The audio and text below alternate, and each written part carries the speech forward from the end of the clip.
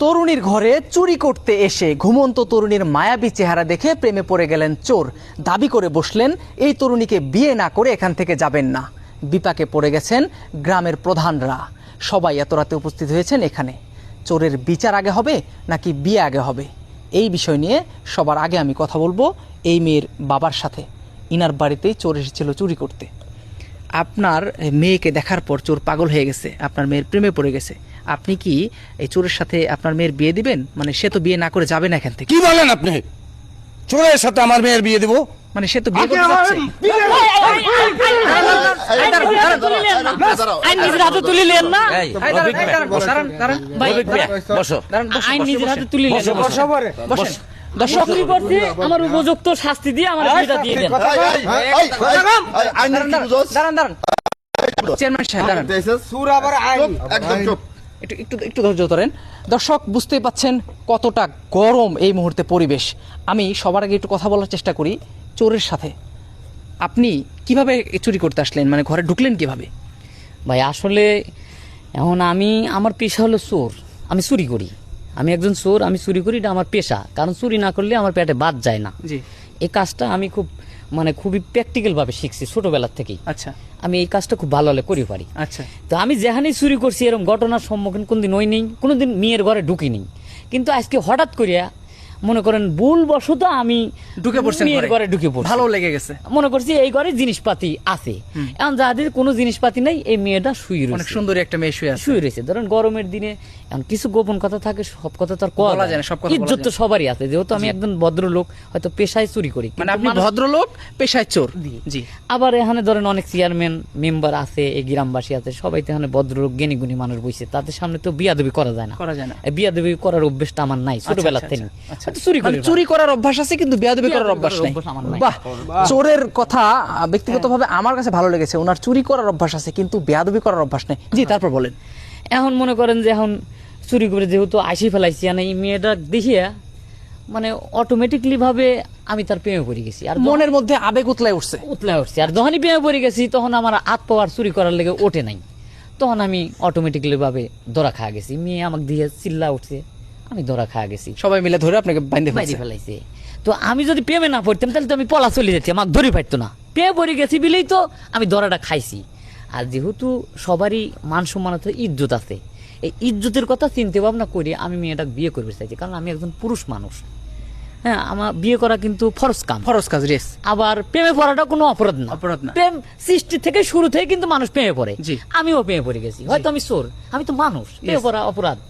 এই জন্য বিয়ে করে চাইছি। আপনার সবাই মিলে আমার উপযুক্ত শাস্তি দিয়ে বিয়ে দেন। কিন্তু আইন নিজের হাতে তুলবেন না। আমি চোর হলেও শিক্ষিত মানুষ, আমি আইন সম্বন্ধে একটু হলেও বুঝি। হয়তো চুরি করছে, এটি আমার অপরাধ। ভাই ক্ষমা করবেন, কিছু মনে করবেন না। দর্শক, চোর শিক্ষিত মানুষ, চোর হইলেও সে আইন বোঝে। আপনার পিছনে যে লাঠি দেখছেন, এই যে সবাই কিন্তু আপনাকে মারার প্রস্তুতি নিছে।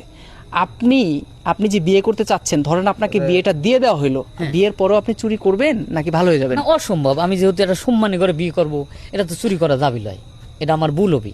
ভালো হয়ে যাবেন। উনি তো লাঠি দেখাইছে, আমার জীবনে কত পেটুনি খাইছি। আল্লাহর মতো অপমান কেউ করে নাই, অপমানিত ওইও নেই। দর্শক, চোর পিটুনি খাইছে কিন্তু কোনোদিন অপমানিত বোধ করে নাই, বা অপমান তাকে কেউ করে নাই। সমস্যা নাই, দুই সাইডে কিল দিছে। আর ভাই কটা লাঠি দিয়ে বাড়ি দিছে, আমি কইছি অন্যায় কাজ করা যাবে। দর্শক, অনেক সুন্দর করে কথা বলে এই চোর, আমার কাছে ভালো লেগেছে। এই বিষয়টি নিয়ে আমরা এই মুহূর্তে কথা বলার চেষ্টা করব এই গ্রামের মাননীয় চেয়ারম্যান সাহেবের সাথে।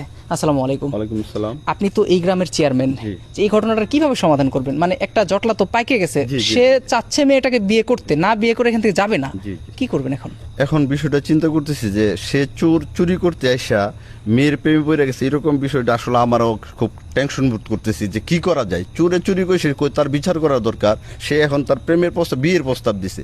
এখন মেয়ের বাবা যত উপস্থিত আছে, মেয়ের বাবা দিয়ে কি বলে, আমরা মেয়ের বাবার সাথে কথা বলা ছাড়া তো কিছু বলতে পারতেছি না। আপনার লাইফে কি এরকম ঘটনা আরো দেখছেন? এরকম আমি দেখি না কোনোদিন। দর্শক, আসলেই এটা একটা বিরল ঘটনা। আমরা এই বিষয় নিয়ে কথা বলার চেষ্টা করব এই অত্র এলাকার যিনি পঞ্চায়েত প্রধান অর্থাৎ মাদবর সাহেবের সাথে। দেখি উনি এই বিষয়ে কি বলে। কি করবেন, বিয়ে দিবেন না চোরের বিচার আগে? আরে ভাই, আমার বয়স চলতেছে 55 বছর, বুঝছেন?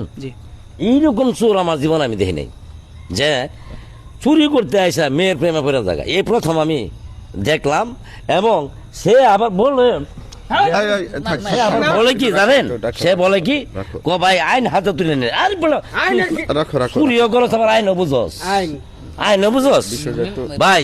মাতব্বর আমার সাহেব, জীবনে এই প্রথম এই দেখলাম যে চুরি করতে আইসা এরা, সে মেয়ের প্রেমে পড়ে জায়গা। আমার জীবন আমি এগুলো দেখি নাই, তবে তাহলে তারে আমি ভাই কি মাতব্বর সাহেব, করতাম আমার হল তো। আপনি মারেন কাটেন না যাই করেন, কিন্তু আমি কিন্তু সবার কথা চিন্তা ভাবনা করি, যেহেতু একটা সম্মানী ঘরে চুরি করিয়া আমি তার মেয়ের ঘরে ঢুকে সম্মান ফেলাইছি। দেন, দিক আর বাদ। ইজ্জত আর সম্মানের কথা চিন্তা করে বিয়েটা করবে চাইছি, বুঝছেন? আর দেখেন ভাই, বিয়ে দেখেন। করতে চাও, বিয়ের রোজ তোমার আমি মজা দর্শক, থাকবো। আসলে ঘটনাটা একটু জটিল, ঘটনা একটু জটিল। চোর কিন্তু আসলেই নাছরবান্দা, আর আমার কাছে মনে হয়েছে যে চোরের মাথায় একটু সমস্যা থাকলেও থাকতে পারে এই বিষয় হ্যাঁ নিয়ে। ভাই, পাপ হবি, এই বিয়েটা না করলে পাপ হবি তো, কারণ এটা মানে বেগানা নারীর ঘরে ঢুকছি, বোঝেন না? মানে বেগানা নারী তো দেখা অন্যায়। এটা অন্যায় না। জি। এটা জি। পরপুরুষ। দর্শক, আমরা এই বিষয়টা নিয়ে এর মেয়েটার সাথে একটু কথা বলি। মেয়েটার জবানবন্দি নেই, সে আসলে এই বিষয়ে কি ভাবছে। এর আগে কি আপনার বিয়ে হয়েছিল? না, চোরকে বিয়ে করবেন?